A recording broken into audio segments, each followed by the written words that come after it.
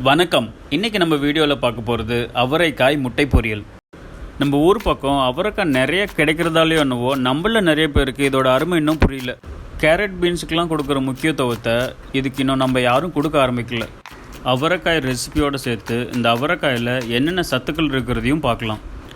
நம்ம வீட்டு குட்டீஸ் காய்னாவே ஓடி போயிடுவாங்க. அதனால் இந்த ரெசிப்பியில் அவரைக்காயோட முட்டையும் சேர்த்து கொடுத்துருக்கேன். ஸோ அவங்களுக்கு ரொம்ப பிடிக்கும்.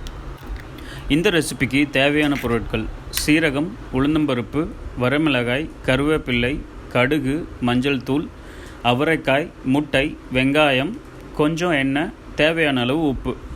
தேவையான பொருட்களை ரெடி பண்ணி வச்சாச்சு. இப்போது பொரியல் எப்படி செய்கிறதுன்னு பார்க்கலாம். பேன் நல்லா சூடானோடனே கொஞ்சம் எண்ணெய் போட்டு கடுகை பொரிய விடுங்க. கடுகு நல்லா பொரிஞ்சதுக்கப்புறம் நம்ம ஆல்ரெடி கட் பண்ணி வச்சுருக்கிற அவரைக்காயை ஆட் பண்ணுங்கள்.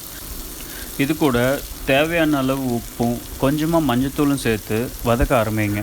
உப்பும் மஞ்சத்தூளும் அவரைக்காய் கூட நல்லா மிக்ஸ் ஆகி வதங்க ஆரம்பிக்கிறப்போ அவரைக்காய் கலர் சேஞ்ச் ஆக ஆரம்பிக்கும். அப்போது மூடி போட்டு ஃபயரை ஸ்லோவாக வச்சுருங்க. அவரைக்காயில் நார்ச்சத்து அதிகமாக இருக்கிறனால இது ரத்தத்தில் இருக்கிற கொலஸ்ட்ராலை கண்ட்ரோல் பண்ணுது. அதனால் இதயத்துக்கு ரொம்ப நல்லது. உடம்பு குறைக்கணும்னு நினைக்கிறவங்க உங்கள் வீக்லி டயட்டில் 2 to 3 days அவரைக்காய் சேர்த்துக்கிட்டிங்கன்னா உடம்பு குறையிறதுக்கு இது ரொம்ப ஹெல்ப்ஃபுல்லாக இருக்கும். அவரைக்காய் சாப்பிட்றதுனால எலும்பு ரொம்ப ஸ்ட்ராங்காகும். அதே மாதிரி இதில் இரும்பு சத்தும் அதிகமாக இருக்குது. அவரைக்காயில் இருக்கிற சத்தை பற்றி நிறைய பேசிக்கிட்டே போகலாம். இதை பற்றி தெரிஞ்சுக்கணுன்னா ரெக்வஸ்ட் பண்ணுங்கள். அதை நான் ஒரு தனி வீடியோவாகவே பண்ணுறேன். அவரைக்காய் பாதி வந்ததுக்கப்புறம் ஓப்பன் பண்ணி கொஞ்சம் தண்ணி ஆட் பண்ணி கவர் பண்ணி கண்டினியூஸாக குக் பண்ணுங்கள். இப்போ நீங்கள் அவரைக்காயை பார்த்தாவே தெரியுது, அது நல்லா வெந்துருச்சு. இப்போது இதை வேறு ஒரு பவுலில் மாற்றி வச்சுக்கோங்க. அடுத்ததாக உடச்சி வச்சுக்கிற முட்டையை நல்லா பீட் பண்ணுங்கள். எக் பீட் பண்ணுறதுக்கு ஃபோக் யூஸ் பண்ணிங்கன்னா எக்கு நல்லா பீட் ஆகும். அதே மாதிரி ஈஸியாகவும் பீட் பண்ண முடியும். அவரைக்காயை எடுத்ததுக்கப்புறம் அதே கடாயை ஹீட் பண்ணி கொஞ்சமாக எண்ணெய் போட்டு கடுகையும் உளுந்தம்பருப்பையும் போட்டு பொரிய விடுங்க. கடுகு உளுந்தம்பருப்பு நல்லா பொரிஞ்சதுக்கப்புறம் அதில் சீரகம் சேர்த்துட்டு அதில் வரமிளகாயை கிள்ளி போட்டு கருவேப்பிலை சேர்த்து வதக்குங்க.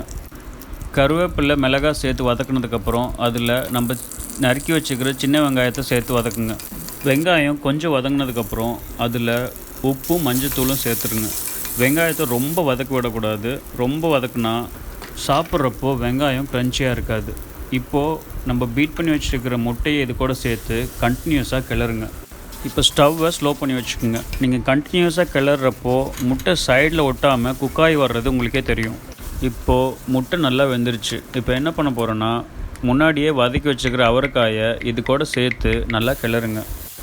அவரைக்காயை முன்னாடியே நல்லா வேக வச்சு வச்சுருக்கிறனால ரொம்ப நேரம் கிளற தேவையில்லை. ரெண்டும் நல்லா மிக்ஸ் ஆனால் போதும். இப்போது நம்ம வீட்டு குட்டீஸ்க்கு பிடிச்ச அவரைக்காய் முட்டை பொரியல் ரெடி. இந்த வீடியோ உங்களுக்கு பிடிச்சிருந்தா லைக் பண்ணுங்கள். இன்னும் இது மாதிரி இன்ட்ரெஸ்டிங்கான ரெசிபிஸ் தெரிஞ்சுக்கிறதுக்கு நம்ம சேனலை சப்ஸ்கிரைப் பண்ணுங்கள். இந்த ரெசிபி ட்ரை பண்ணிவிட்டு உங்கள் வீட்டு குட்டீஸோட ஃபீட்பேக்கை ஷேர் பண்ணுங்கள். உணவுக்கும் நன்றி.